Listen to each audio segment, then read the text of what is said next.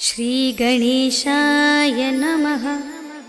श्रीजानकीवल्लभो विजयते पञ्चमसोपान सुन्दरकाण्ड।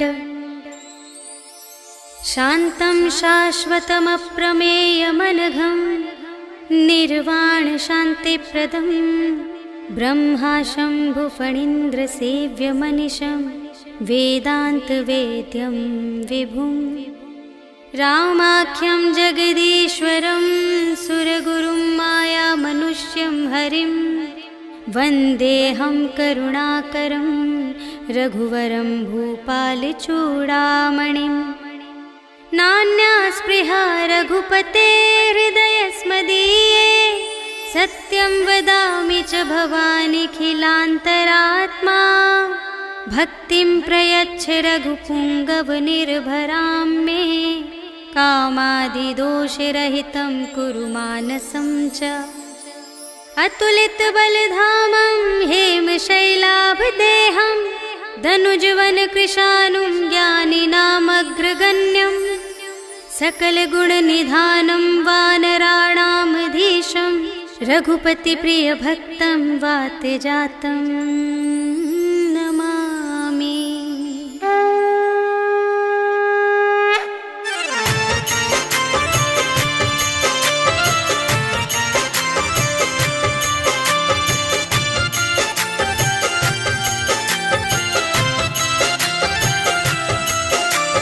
जामवंत के वचन सुहाए सुनि हनुमंत हृदय अति भाए। तब लगी मोहि परखेहु तुम भाई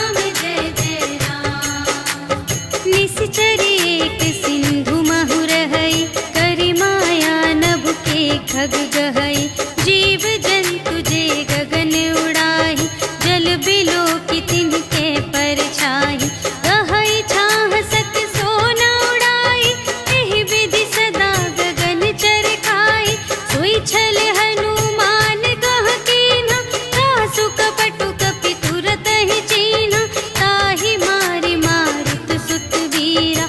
बारिधि पार गयो मति धीरा, तहाँ जाई देखी बन शोभा। गुंजत चंचरीक मधुलोभा, नाना तरु फल फूल सुहाए।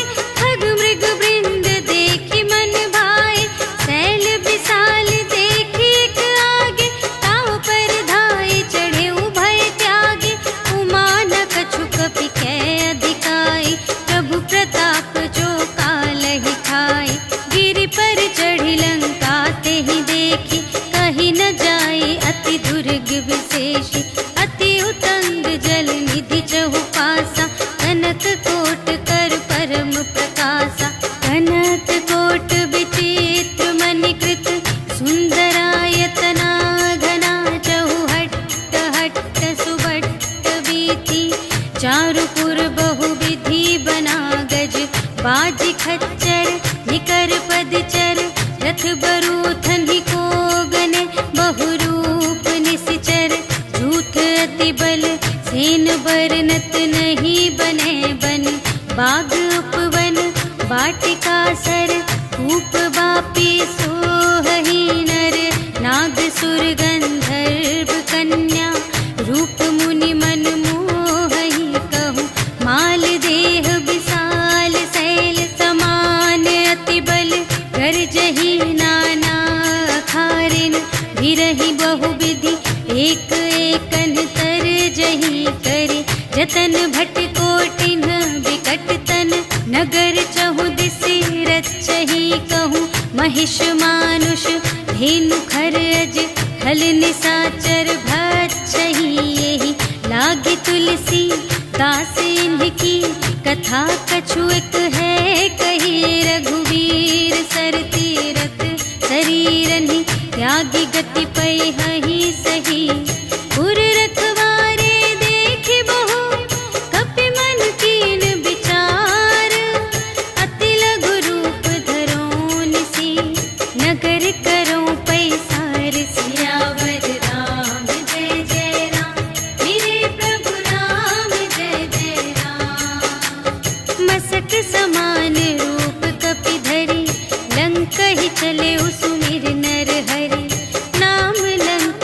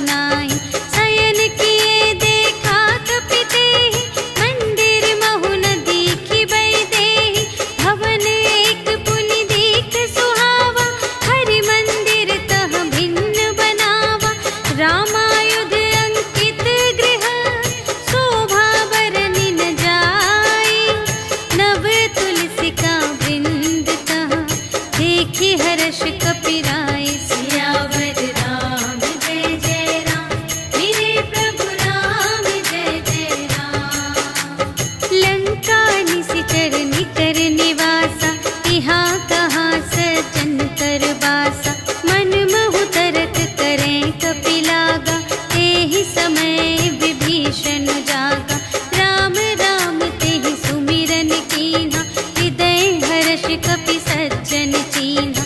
एहि सठ हठ करे हऊँ पहिचानी, साधु ते होई न कारज हानि। विप्र रूप धरि बचन सुनाए, सुनत विभीषण उठि तहाय। करि प्रणाम पूछी कुशलाए, विप्र कहु निज कथा बुझाए। कि तुम हरिदासन मह कोई, मोरे हृदय प्रीति अति होय। कि तुम राम दीन अनुरागी, आयहु मोहि करन बड़ भागी। तब हनुमंत कही सब, राम कथा निज नाम। सुनत जुगल तन पुलक मन, मगन सुमिर गुण ग्राम। सियावर राम जय जय राम, मेरे प्रभु राम जय जय राम। सुनहु पवन सुत रहनी हमारी, जिमि दस नन्हि महु जीव बिचारी। तात कबहु मोहि जानिय नाथा, करिहै कृपा भानु कुलनाथा। तामस तन कछु साधन नाही, प्रीति न पद सरोज मन माही। अब मोहि भा भरोस हनुमंता, बिनु हरि कृपा मिलहि नहीं संता। जो रघुबीर अनुग्रह कीन्हा, तो तुम मोहि दरसु हठ दीन्हा। सुनहु विभीषण प्रभु कै रीति, करहि सदा सेवक पर प्रीति। कहहु कवन में परम कुलीना, कपि चंचल सबहि विधिहीना। रात लेहि जो नाम हमारा, तेहि दिन ताहि न मिलै आहारा। अस में अधम सखा सुनु, मोहु पर रघुबीर। कीन्ही कृपा सुमिरि गुण, भरे बिलोचन नीर। सियावर राम जय जय राम, मेरे प्रभु राम जय जय राम। जानत हूँ अस स्वामी बिसारे, हिरहित काहे न होहि दुखारे। एहि विधि कहत राम गुण ग्रामा, पावा अनिर्वाच विश्रामा। उनि सब कथा विभीषण कही, जेहि विधि जनक सुता तह रही। तब हनुमंत कहा सुनु भ्राता, देखि चहऊँ जानकी माता। जुगति विभीषण सकल सुनाई, चले पवन सुत विदा कराई। करि सोई रूप गयो पुनि तहवा, बन अशोक सीता रह जहवा। देखि मनहि महु कीन्ह प्रणाम, बैठे ही बीति जात निस जाम। रिस तनु शीस जटा एक बेनी, जपति हृदय रघुपति गुण श्रेणी। निज पद नयन दिए मन, राम पद कमल लीन। परम दुखी भा पवन सुत, देखि जानकी दीन। सियावर राम जय जय राम, मेरे प्रभु राम जय जय राम। तरु पल्लव महु रहा लुकाए, करई विचार करूँ का भाई। तेहि अवसर रावण तह आवा, संग नारी बहु किए बनावा। बहु विधि खल सीतहि समुझावा, साम दान भय भेद दिखावा।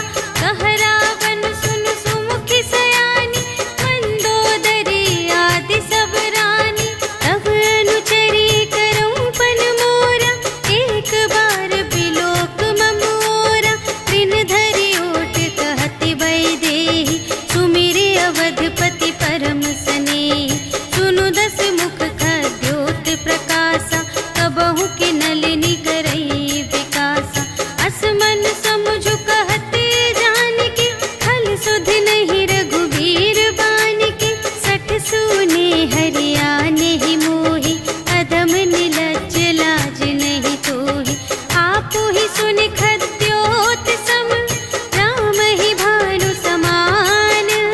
परुष बचन सुनि काढ़िय से, बोला अति खिसियान। सियावर राम जय जय राम, मेरे प्रभु राम जय जय राम। सीता ते मम कृत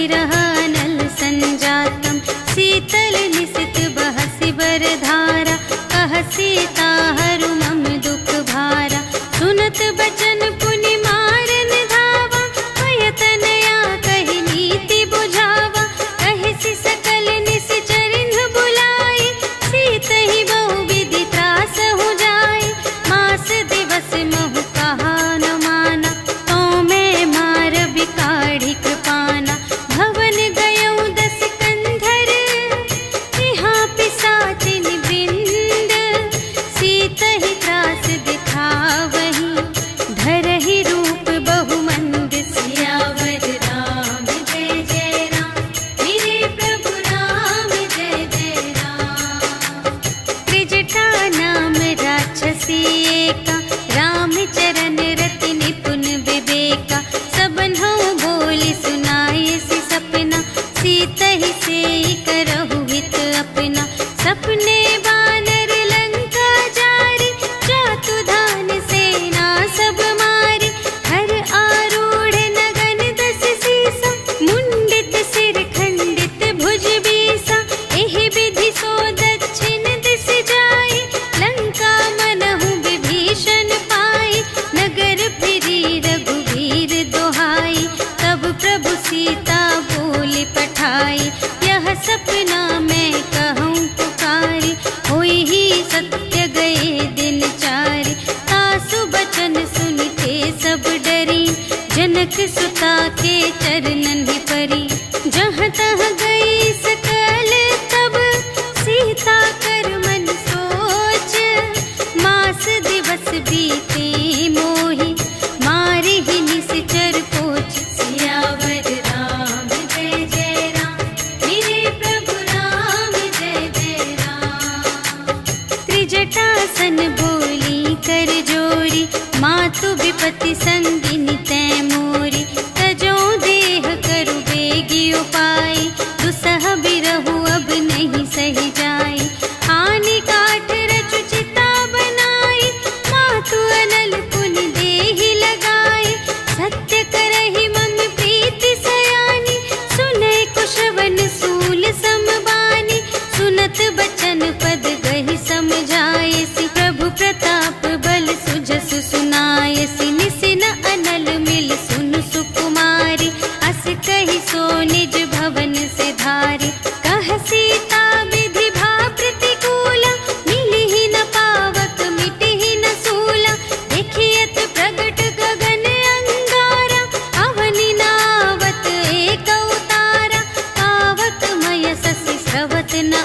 आगे मानहु मोहि जाने हथ भागी सुनहि विनय मम विटप अशोका सत्य नाम करु हरु मम शोका नूतन किसलय अनल समाना देहि अग्नि जन करहि निदाना देखि परम बिरहा कुल सीता सोछन कपिहि कल्प समबीता कपि करि हृदय विचार दीन्हि मुद्रिका डारि तब जन अशोक अंगार दीन हर्षि उठी कर गहेउ सियावर राम जय जय राम मेरे प्रभु राम जय जय राम तब देखी मुद्रिका मनोहर राम नाम अंकित अति सुंदर चकित चितव मुद्री पहचानी हर्ष विषाद हृदय कुलानी जीत को सकई अजय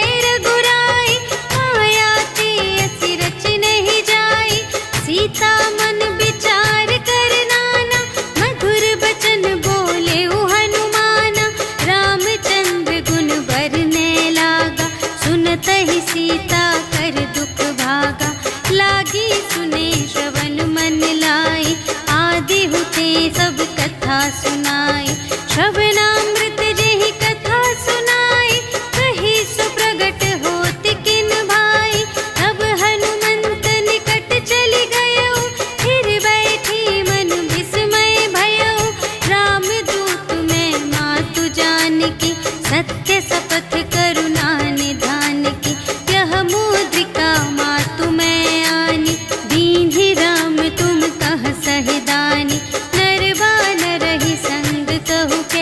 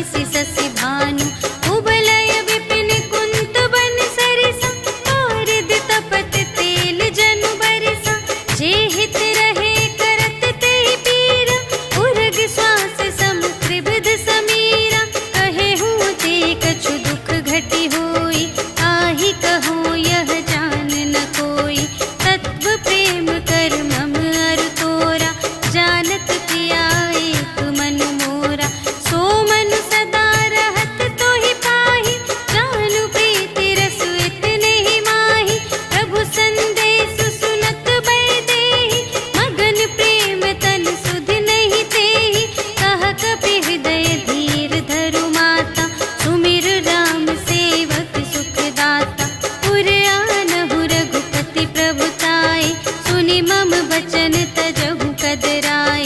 निशिचर निकर पतंग सम रघुपति बानु प्रसानु।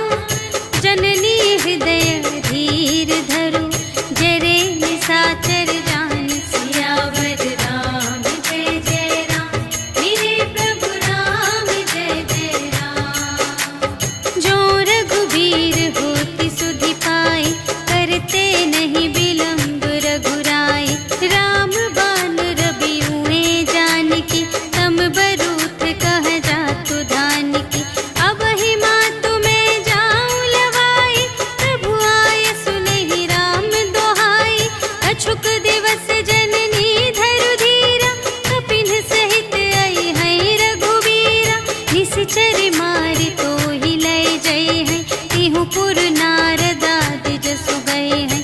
है सुत कपि सब तुम्हि समाना, जातु धान अति भट बलवाना। मोरे हृदय परम संदेहा, सुनि कपि प्रगट कीन्ह निज देहा। कनक भूधरा कार शरीरा, समर भयंकर अति बलबीरा। सीता मन भरोस तब भयउ, पुनि लघु रूप पवन सुत लयउ। सुनु माता शाखा मृग, नहीं बल बुद्धि विशाल।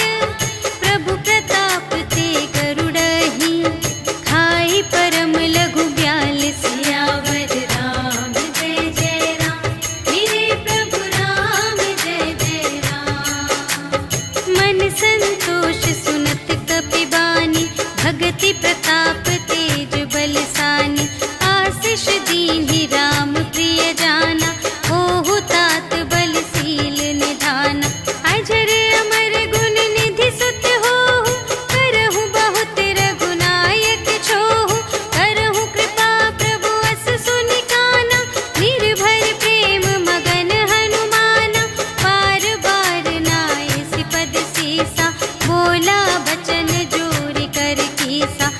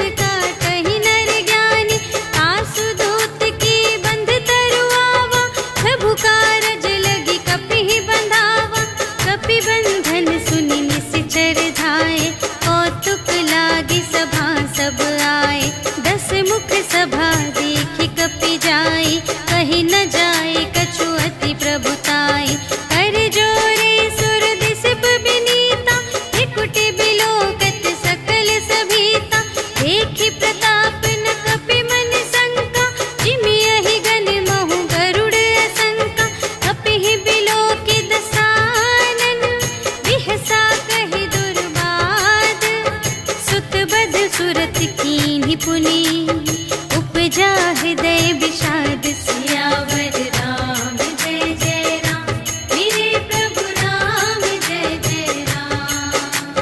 कहलन केस कवन तय कीसा केहि के बल घाले सिबन कीसा कीधो श्रवण सुने ही नहीं मोहि देखो अति असंत सठ तोहि मारे निश्चर के ही अपराधा कहु सठ तोहि न प्राण गई बाधा सुनु रावण ब्रह्मांड निकाया खाई जा सुबल बिरचति माया जाके बल बिरंचि हरीसा पालत सृजत हरत दस सीसा जाबल शीस धरत सहसानन अंड कोश समेत गिरि कानन धरै जो विविध देह सुर त्राता तुमसे सठन सिखावन दाता हर को दंड कठिन जेहि भंजा तेहि समेत नृप दल मद गंजा हर दूषण त्रिसिरा रुबाली बधे सकल